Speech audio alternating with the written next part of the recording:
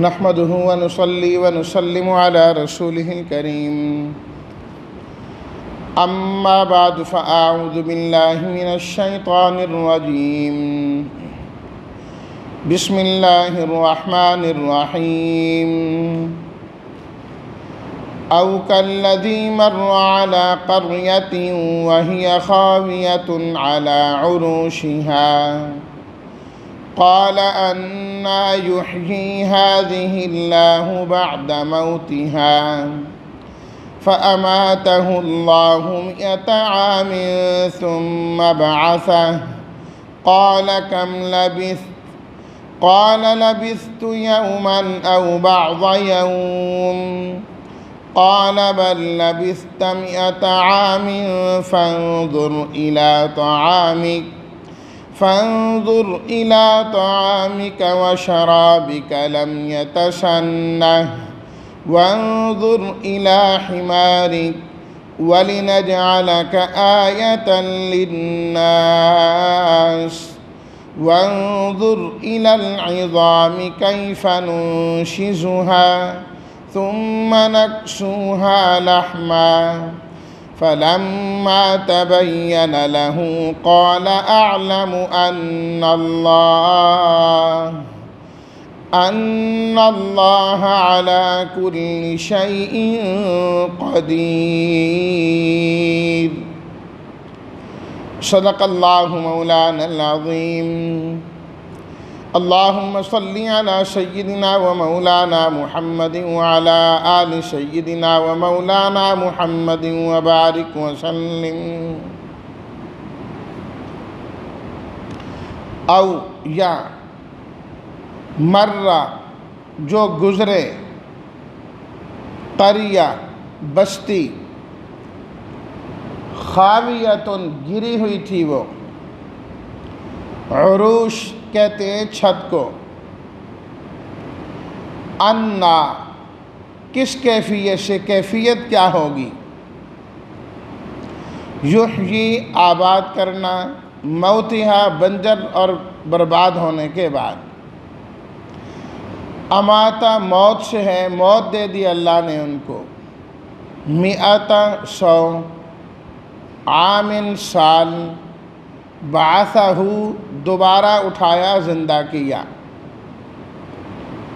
کم لبث کتنی دیر آپ ٹھہرے ہیں رہے ہیں فانظر الی طعامک طعام کھانے کی چیز شراب پینے کی چیز لم یتسنہ ان میں کوئی تبدیلی نہیں آئی کوئی تغیر نہیں ہے حمار گدھا عظام ہڈیاں ننشزو ابھرنا کھڑا ہو جانا جوڑنے کے معنی میں ہے کس طرح ہم اس کو جوڑ کر کھڑا کرتے ہیں نقشو کشا پہنانا چڑھانا لحمن گوشت ترجمہ او کالذی مر علی قریۃ وہی خاویہ کیا آپ نے نہیں دیکھا اس شخص کی طرف جو گزرے ایک بستی کے پاس سے اور وہ گری ہوئی تھی اپنی چھتوں پر قال انا یحیی ہذہ اللہ بعد موتہا کہنے لگے کس طرح زندہ کریں گے اللہ تعالیٰ اس بستی کو اس کے بنجر ہونے کے بعد اس کی کیفیت کیا ہوگی بس اللہ تعالیٰ نے ان کو 100 سال کی موت دے دی پھر انہیں کھڑا کیا پوچھا کم لبثت آپ کتنی دیر ٹھہرے کہنے لگے کہ میں ٹھہرا ہوں دن یا دن کا ایک حصہ اللہ نے فرمایا بل لبثت 100 عام آپ تو 100 سال ٹھہرے ہیں پس آپ دیکھیے الی طعامک اپنے کھانے کی طرف اور اپنے پینے کی چیز کی طرف جن میں کسی قسم کی کوئی تبدیلی نہیں آئی اور آپ دیکھیے الی حمارک اپنے گدھے کی طرف اور ہم نے آپ کو دوبارہ زندہ کیا لنجعلک آیۃ للناس تاکہ ہم آپ کو لوگوں کے لیے ایک نشانی بنا دیں اور آپ دیکھیں ہڈیوں کی طرف کس طرح ہم انہیں جوڑتے ہیں، پھر اس پر گوشت چڑھاتے ہیں۔ فلما تبین لہ، پس جب واضح ہو گیا ان کے لیے سب کچھ، تو کہنے لگے کہ میں یقین رکھتا ہوں کہ بے شک اللہ تعالیٰ ہر چیز پر قدرت رکھنے والے ہیں۔ اس آیت میں اللہ تعالیٰ نے دوسری مثال بیان فرمائی کہ جو اللہ پر ایمان لاتا ہے، اللہ تعالیٰ اس کے ہاتھ کو پکڑ لیتے ہیں، پھر ہمیشہ اللہ تعالیٰ اسے نور اور روشنی عطا فرماتے رہتے ہیں۔ فرمایا کہ ایک شخص تھے جو ایک بستی کے پاس سے گزرے۔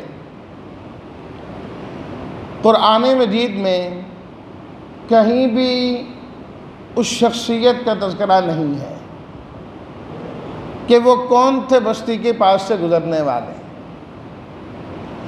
اور نہ ہی حدیث شریف میں اس کی کوئی وضاحت فرمائی گئی ہے کہ وہ کون تھے جانے والے۔ تاریخی کتب سے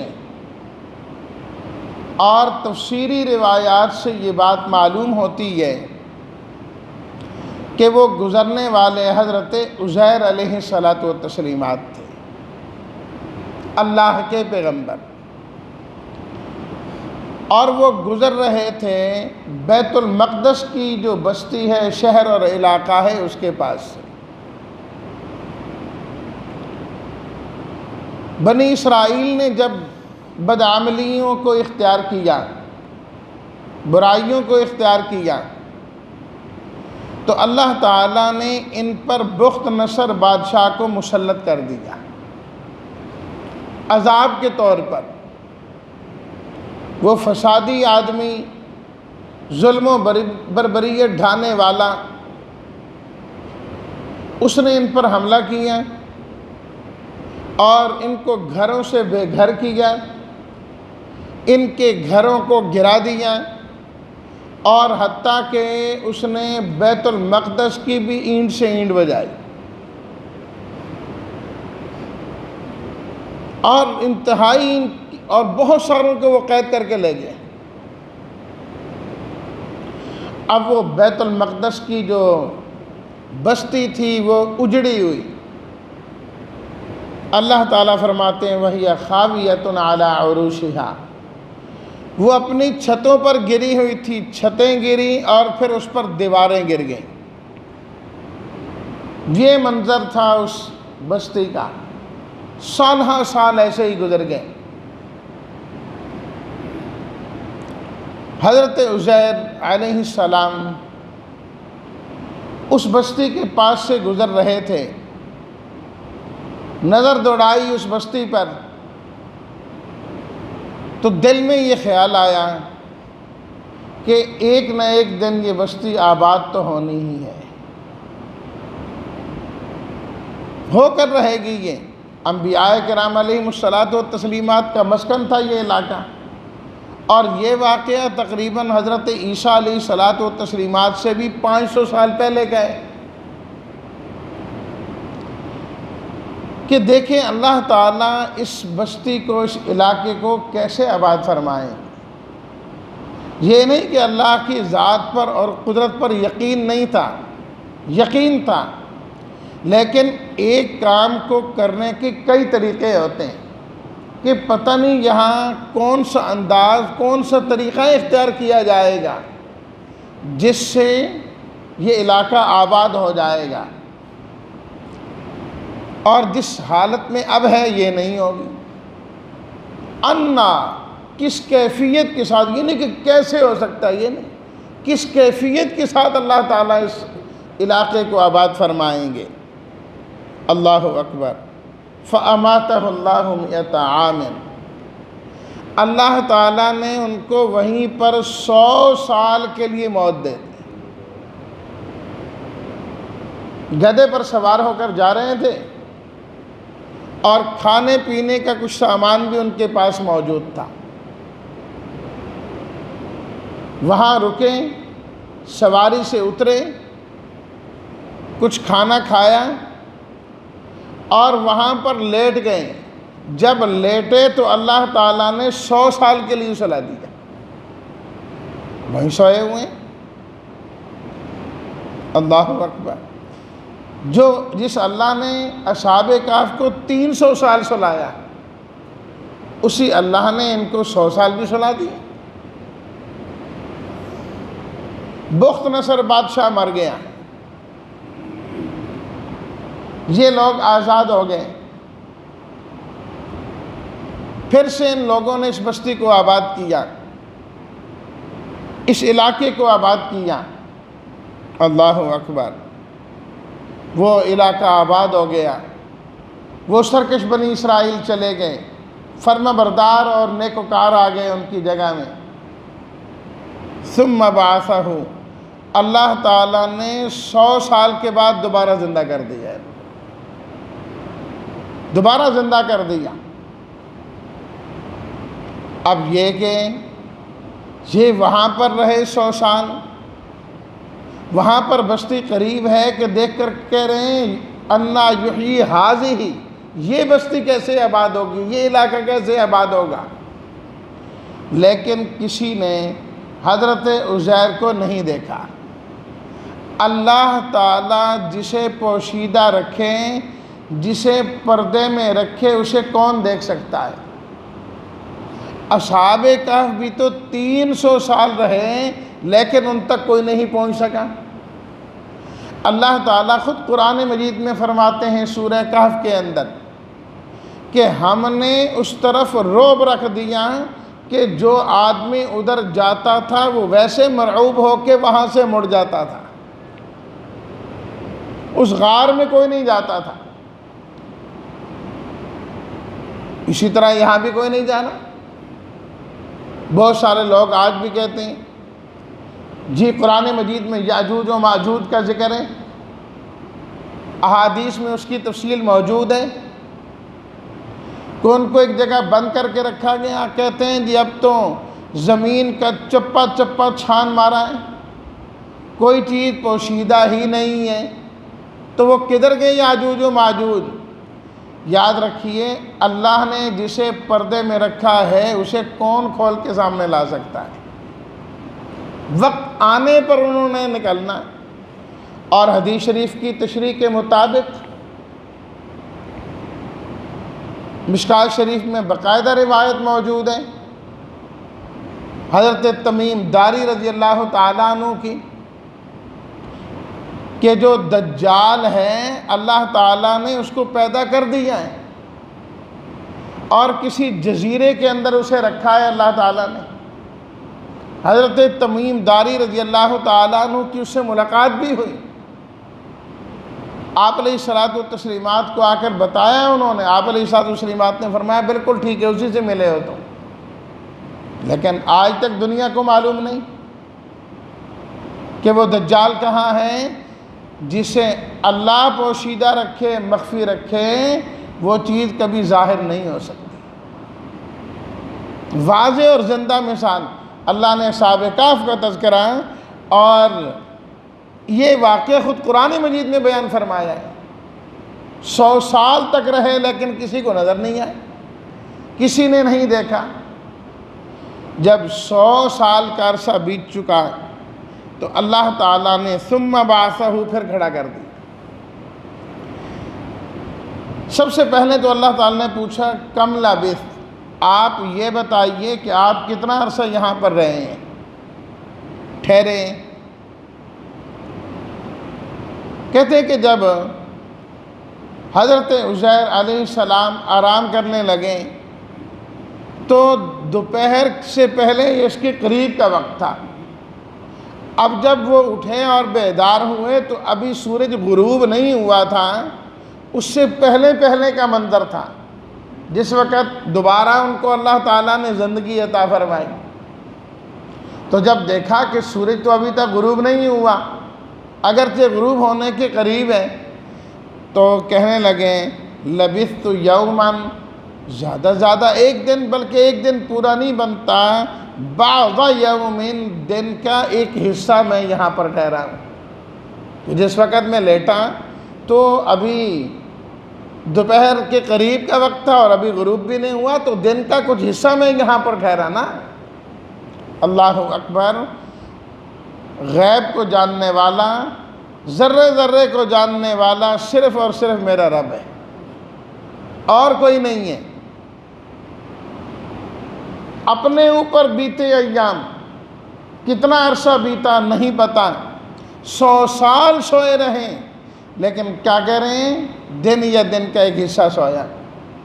یہی بات اصحاب کہف نے بھی کہی، جب وہ بیدار ہوئے تو کہنے لگے کم لبثتم، بتاؤ کتنا عرصہ ہم یہاں پر ٹھہرے؟ وہ انہوں نے بھی یہی کہا لبثنا یوما او بعض یوم، دن یا دن کا ایک حصہ ٹھہرے ہوں گے، اور کیا ہے، اس سے زیادہ تو ہم نہیں ٹھہرے۔ اللہ اکبر، تو نہیں پتا کتنا وقت گزر چکا ہے۔ اسی طرح جب ایمان والا یا کوئی انسان یہاں سے جاتا ہے، یہ جو برزخ کی زندگی ہے، قیامت سے پہلے پہلے، خاص طور پر جو نیک لوگ ہیں، ایمان والے ہیں، ان کو اس وقت کا پتہ ہی نہیں لگتا، پتہ ہی نہیں لگتا، اگرچہ راحت کا احساس ضرور ہوتا ہے۔ احادیث کی تشریح کے مطابق جنت کی طرف سے کھڑکی کھل جاتی ہے، ٹھنڈی ہوائیں تو آتی ہیں نا، لیکن دیکھو نا، حضرت آدم علیہ الصلوۃ والتسلیمات کے زمانے سے لوگ جانے لگے اور آج تک جا رہے ہیں۔ بظاہر تو یہ بہت بڑا عرصہ ہے، بہت بڑا عرصہ ہے، لیکن جو جانے والے ہیں ان کو اس وقت کا پتہ نہیں لگتا، پتہ نہیں لگتا۔ واضح ثبوت قرآن مجید کی یہ آیات ہیں، کہا دن کا کچھ حصہ ٹھہرا۔ اصحاب کہف 300 سال ٹھہرنے کے بعد کہہ رہے ہیں دن یہ دن کا ایک حصہ ٹھہرے، تو یہ وقت اتنی جلدی ان کے لیے گزر جاتا ہے۔ اللہ تعالیٰ نے فرمایا نہیں، بل لبثت مئۃ عام، آپ یہاں پر 100 سال ٹھہرے، 100 سال۔ فرمایا کہ دیکھیے ہماری قدرت، آپ کے پاس کھانے پینے کی چیزیں تھیں، دوسرے نمبر پر آپ کے پاس سواری تھی، اور تیسرے آپ خود تھے۔ 3 چیزیں ہو گئیں۔ کھانا جو ہے وہ عام طور پر جلدی خراب ہو جاتا ہے، ایک آدھ دن نکالنا اس کا بڑا مشکل ہوتا ہے، نہیں نکلتا، خراب ہو جاتا ہے۔ فرمایا کھانے کی طرف دیکھیے، 100 سال گزرنے کے باوجود آج بھی تازہ کا تازہ ہے۔ اِلیٰ طعامک و شرابک لم یتسنہ، اس میں کسی قسم کی تبدیلی نہیں آئی، جس طرح پکایا گیا اس وقت جو اس کی حالت اور کیفیت تھی، آج 100 سال کے بعد بھی وہی، اس میں فرق نہیں آیا۔ دوسری چیز سواری تھی جس پر آپ سوار تھے، فرمایا وانظر الی حمارک، اپنے گدھے کی طرف دیکھو، جو عام طور پر کچھ نہ کچھ عرصہ 5 7 8 10 12 سال زندہ رہتا ہے، باقی رہتا ہے۔ فرمایا اسے دیکھو، وہ مر گیا، ہڈیاں اس کی وہ پڑی ہوئی ہیں، وہ باقی نہیں ہے، جو کچھ نہ کچھ باقی رہ سکتا ہے۔ اور رہ گئے آپ، وَلِنَجْعَلَكَ آیَةً لِلنَّاسِ، 100 سال کے بعد ہم نے آپ کو دوبارہ زندگی دی، ہم نے اپنی قدرت کی نشانی دکھائی تاکہ لوگوں کو پتہ لگ جائیں کہ موت کے بعد اللہ کس طرح زندگی عطا فرماتے ہیں۔ فرمایا زندہ مثال ہے، دیکھیے کہ کس طرح اللہ تعالیٰ نے ان کو زندہ فرمایا، 100 سال کے بعد زندہ فرمایا۔ تو اللہ کی قدرت کی بہت بڑی نشانی۔ فرمایا اب آپ زندہ ہو گئے ہیں، اب ذرا آپ دیکھیے ان ہڈیوں کو، وانظر الی العظام کیف ننشزها، آپ دیکھیے ان ہڈیوں کی طرف، ہم کس طرح ان ہڈیوں کو جوڑتے ہیں اور پھر جوڑ کر ان ہڈیوں کو کھڑا کرتے ہیں، اور پھر کس طریقے سے ان پر ہم گوشت چڑھاتے ہیں۔ فرمایا آپ اپنی آنکھوں سے سب کچھ دیکھیں، وانظر، آپ دیکھیے یہ ہوتا کیسے ہے۔ حضرت عزیر دیکھ رہے ہیں علیہ السلام، وہ ہڈی یہ ہڈی ادھر پڑی ہے ادھر پڑی ہے، وہ سیدھا آپس میں جڑنا شروع ہو گئیں اور پھر ان پر گوشت چڑھنا شروع ہو گئے ہیں۔ دیکھتے ہی دیکھتے وہ گدھا زندہ ہو کے دوبارہ کھڑا ہو گیا، پھر دوبارہ سواری کے قابل ہو گئے ہیں۔ فلما تبین لہ، پس جب یہ ساری حقیقت حضرت عزیر علیہ السلام کے سامنے کھل گئی، ایمان تو پہلے بھی تھا، جانتے تو پہلے بھی تھے، لیکن اب اپنی آنکھوں کے ساتھ بھی دیکھ لیا اور اپنے اوپر بھی بیت گئی، پتہ لگ گیا۔ کسی بھی چیز کا جو علم ہوتا ہے نا، اس میں ایک ہوتا ہے علم الیقین، ایک ہوتا ہے عین الیقین، اور ایک ہوتا ہے حق الیقین۔ علم الیقین کیا ہے؟ کہ کوئی با اعتماد آپ کو کسی چیز کی خبر دے کہ ایسا ہوگا، اس کی بات غلط نہیں ہے، وہ جھوٹ نہیں بولتا، سب کو اس پر اعتماد ہے اور آپ بھی اس پر اعتماد کرتے ہیں۔ جب وہ بات کہہ دیں تو آپ کو یقین آ جائے کہ واقعتاً ٹھیک ہے یہ بات، اس کو کہتے ہیں علم الیقین۔ اور دوسری چیز ہوتی ہیں کہ انسان وہ سب کچھ اپنی آنکھوں سے دیکھ لے، خود دیکھ رہا ہے، آنکھ اس کی دیکھ رہی ہے، اس کو کہتے ہیں عین الیقین، یقین جس کو اپنی آنکھوں سے دیکھا ہے اس نے۔ اور تیسری چیز ہوتی ہے حق الیقین، کہ انسان پر خود بیت جائے۔